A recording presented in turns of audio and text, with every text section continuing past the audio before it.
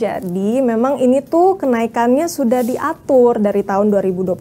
Ini sudah diatur dalam Undang-Undang Nomor 7 Tahun 2021 tentang harmonisasi pengaturan perpajakan.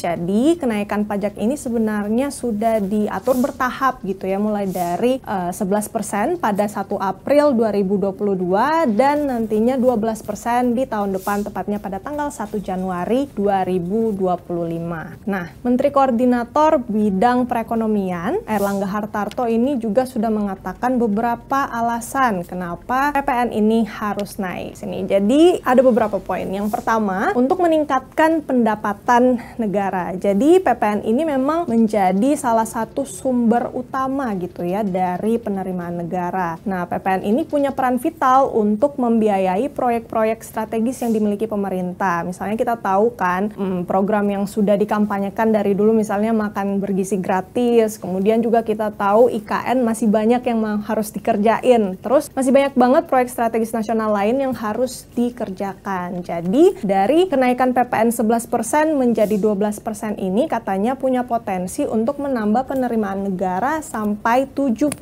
triliun. Cukup banyak ya. Yang kedua, untuk mengurangi ketergantungan pada utang luar negeri. Jadi dengan meningkatkan penerimaan pajak, pemerintah ini juga berupaya untuk mengurangi utang dan menjaga stabilitas ekonomi kita dalam jangka panjang. Yang ketiga, alasan kenapa pemerintah pengen naikin tarif PPN jadi 12% ini karena memang kalau kita melihat dari negara-negara lain, misalnya dari negara-negara anggota Organization for Economic Cooperation and Development atau OECD, mereka punya tarif PPN ini sebesar 15%. Jadi Indonesia sedang berupaya nih untuk menyamakan level tarif PPN-nya dengan negara-negara lain sesuai standar internasional.